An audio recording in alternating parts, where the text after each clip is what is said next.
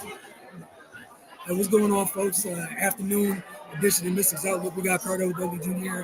with us. I'm Wilson Tarpe Jr. I'm live at DSA today. The Mystics, tough one tonight. This afternoon, rather, they fell to the Lynx 78-71. Been kind of several tough outings against this team. The past couple times they've been out. Ricardo, what do you take away from this one? Because yet again, another game where they were in it for 3 quarters. Like they had the lead after 3 quarters, and then just fourth quarter. The shot selection. I think their shot selection did them in. And, overall in the second half, I just think the turnovers really got them. You can't turn the ball over against this team, man. They had 8. I think they had 6. They had 8 in the second half. They finished with 16, but you can't turn the ball over against this team. They're second in the WNBA in points off turnovers. They score 18. Today they scored 21 off the Mystics. 16 turnovers. You're dead. And this is on a night where they didn't shoot the Lynx I'm talking about didn't shoot the ball well at all. So you kind of jump started their offense and go time in the second half with the careless turnovers, and that helped them get a little momentum and to get some buckets and try to win this game, man. Also, the shot selection, man. Look, first half, you know what I'm saying? I'm looking at, the shooting percentage for the Mystics, 48% from the field, 35% from three, but only one free throw attempt. That was scary. They had 6 actually turnovers in the first half. They had 8 in the second half, so made it worse. So that's when good shot selection or whatever, they making shots or whatnot. But I still felt like they were settling for threes. But then in the fourth quarter, overall in the second half, but especially in the fourth quarter, you shoot 3 of 11 in the fourth quarter. Especially in the last couple of minutes, I thought they took some tough threes, man. Panicking with the shot clock going down. No one really comfortable shooting when they were swinging the ball. You know what I'm saying? I'm like, shoot the ball. You know what I mean? You got to shoot it. And then they settled. They settled with those shots. I felt like they stopped mixing it up, attacking the basket, mid-range shots, post-ups, you know what I'm saying, getting threes. And you play right into the Lynx hands as the game went on. And you had your opportunities, but against a team when they're not shooting the ball well, but they're a championship contending team, you don't have much room for error. And I just felt like they didn't take advantage of the opportunities they had. They're trying to capitalize on certain moments, especially late in the game when they had it. You know what I mean? It was like right after Dawson hit that 3. It's like it's in a sense they got tight, and they just took some tough shots. And it's just like, they turned down some. I get the Lynx on the string defensively. Believe me, I get it. That's why they're in the mix to win the championship. But at the same time, when you got a little window to take a decent shot, you got to let it fly. You can't worry about them making a miss, man. Because against a good defensive team, if you turn that down, you're not going to get a second chance. And that's what you saw. When they were swinging the ball, I felt Dawson had the 3. I'm like, you just hit a big 3. Shoot it. She passed it to Aaliyah Edwards, and Aaliyah Edwards was on the drive. Luckily, she took a foul, but Dawson was like, shoot it. We all know Aaliyah's a rookie. She's not comfortable shooting that right now. You shoot it. You know what I'm saying? I'd rather live with the Dawson 3. You one of the top 3-point shooters. You see what I'm saying? It's little mistakes like that down the stretch, whereas Courtney came down, mid-range, draw the foul, free throws. Fees, and 1, free throw. Little stuff like that. Bridget Carlton, Ariel kind of was over-helping a little too much. It was hard for her to recover out the corner. Carlton could have hit that. Nope, I'm going to drive in. Little basic fadeaway, mid-range. Bop. Thank you. I mean, that's what – come on, man. That's like a 7-8 on run right there, down the stretch. And all they did was just take what the Mystics gave them defensively. That's the difference in why they won the game. And that's the difference why this team is competing for a championship. On an off night, they still they found a way to win, whereas the Mystics are still trying to figure things out, you know what I'm saying, overall. You know what I mean? As of late, they've been playing better, but they still not at that level. And that's what made it all more, a little frustrating down the stretch. It's like, man, you had openings and you had openings, and you just didn't run the ball up that hole, or you didn't, so to speak. You had an opening to land that punch. You didn't throw the punch, and now they knocked you out. You know what I'm saying? And that's what you saw. Also, the bench. The bench been playing well. Minnesota made sure they didn't give them that boost tonight. You know what I mean? So It's a tough loss, man. They obviously they got 5 games left. Gonna see what happens tonight. Could be, where everybody situation where everybody lose, but look, they, it's getting to that time, man. You can't afford no more losses, man. You right there. Um, got a game against the Sky, 2 straight games against the Dream, and that to me will determine what it is. You know what I'm saying? Even with 2 games left, so they got to clean up the little things, man. And the shot selection, stop panicking, man. I feel like they got enough vets where they know better. You know what I mean? Just take even if it's not a great shot, take the shot that's there and stop settling. Yeah, to piggyback off your point, I agree with you wholeheartedly. It felt like in the first half, some of the extra passing did lead to great shots. The second half, Minnesota tightened up some of that space. You weren't going to get a great shot after passing up that look. You know what I'm saying? Like, just to double down on your point, and that's what it was. That's a team contending for a championship. You did a great job in the first half moving the ball to get great shots. They weren't giving out great shots in that second half, especially in the fourth. You're gonna have to take the good shot. Um, and when you didn't, like you said, Minnesota almost made him pay every single time. It is like almost every time. Like sometimes it resulted in a turnover, right? Other times it wasn't necessarily a turnover per se in the stats, right? But like you said, you brought up one of the possessions where Aaliyah gets the ball late, where let that fly. Um, Look, that corner three is not going to be there. Take that one dribble pull up, whoever it might be. That's fair and available, like you said, for some of the vets. Take was there. Meanwhile, Minnesota down the stretch, and again, I thought Washington did a pretty damn good job on fees for much of the game until down the stretch when it was Courtney and fees and that pick and roll, and it was surgical. Um, they were patient. Washington wasn't always as patient, and you saw with some of the fouls. It was just I'm a little late foul. Um, Over helping Courtney, I don't think Courtney Williams gets enough credit because the fear she puts in you knowing when the screen is set, she can do whatever, she can manipulate whatever defender it is in front of her, right? With her handle.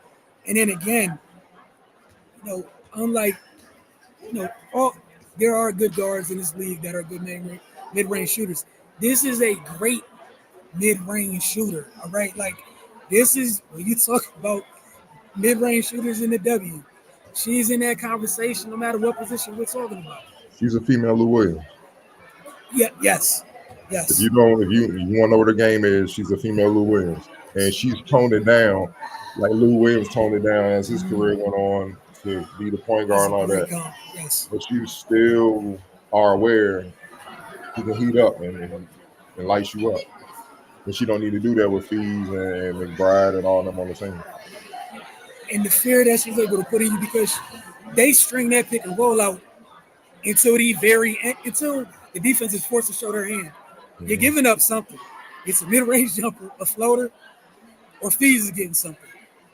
You're giving up something. Like they had whatever guard it was in hell trying to get around the screen, get under the screen, get over the screen. The biggest help in how far up do you come to help? If you come too far up, Fees is slipping. But again, just the execution down the stretch, like you said, it's a team that is trying to contend. It's a team in contention versus the team trying to string together W's versus the team still kind of, I want to say learning to win, but for the most part, yeah, down the stretch, learning to win consistently. And that was a difference down the stretch. They also had that rough stretch. I think like at the start of the fourth, where I think Melvin had a couple tough plays where one was a turnover and then the back-to-back fouls in transition, where it Mhm. was like back-to-back old-fashioned three-point plays, which swung some momentum a little bit. And it was just those little things, like you said. It was 8 of the turnovers in the second half, and it's been like that for much of the season with Washington. When they turn it over is damn near as important as how much they turn it over. The win, the They win get is tight huge. first time, Yeah, that's what I mean. They get tight. They get tight, and sometimes I think they just at times it look like it's too much system ball. Yo, get the ball to your scores, and sometimes you just gotta move out the way, bro. Just move, let them go to work. Sykes, come on, like go to work, create something. You know what I'm saying? It's just you see it at times. They become stagnant late in the game, then they press, and then you see the shot clock going down. Let me throw this three up. and that's what the Lynx played into. And credit to the Lynx for doing what you need to do to get out of here with a W. Like you said, that's the measure of a contending team, a team that wants to contend for a championship. Is on your bad days, on your bad nights, be able to still get it done. Um, Player of the game. Uh, gotta go with Fees, man. She found a way. Not the best shooting night, but on the off night, man, what she I mean, on the off night, it was at 19 and 12. Yeah, I mean, the off Yeah, night, 19 and 12, dog. and a lot of the work from the free throw line, but there's only one way you get to the line. You got to be putting pressure on somebody. Mhm. You know what I'm saying? There's only one way. And again, talking about just an example, could have went the other way if she was the type of player that settled. She stays out of the game for the most part, wait till a jumper falls. That's not the case. Um, X factor. All right, we didn't mention it, but I like what Letitia Hyman brought off the bench: 10 points, 4-6 shooting, one turnover. You know what I mean? I think she, you know, Courtney, so to speak, was out. I think she kind of uh, she helped keep Courtney fresh with her impact, man. You know what I'm saying? There was no need to put her back in. Hyman was running things, controlling things. Even when the Mystics had a, lead or something like that, it was still steady. And obviously, it was clear that Cheryl liked what she saw with the flow, and she went with it, man. You know what I mean? She was huge off the bench, man. Like, she averages 4 points a game, and then she gave you 10 and 3. You know what I'm saying? And 17 minutes on 4-6. Like I said, the little things, when Fees is struggling, when McBride was struggling, she 4 for 6. Carlton struggling. She stepped up, and that's why they got the narrow one. Yeah, and not to mention there was several bad possessions they had when she was on the court where she bailed them out of bad possessions. Yeah, Where you know what I'm saying? Is honestly everything you said agree with, but those possessions were huge because if those possessions don't work out in their favor, they don't make something of those possessions. Washington's at home. There could be transition opportunities for that second group. Where we've seen that second group carry a lot of weight.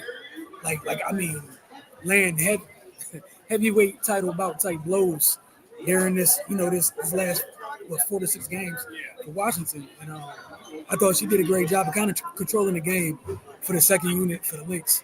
Um, but she was a little bit more steady than Melbourne tonight, right. which was big.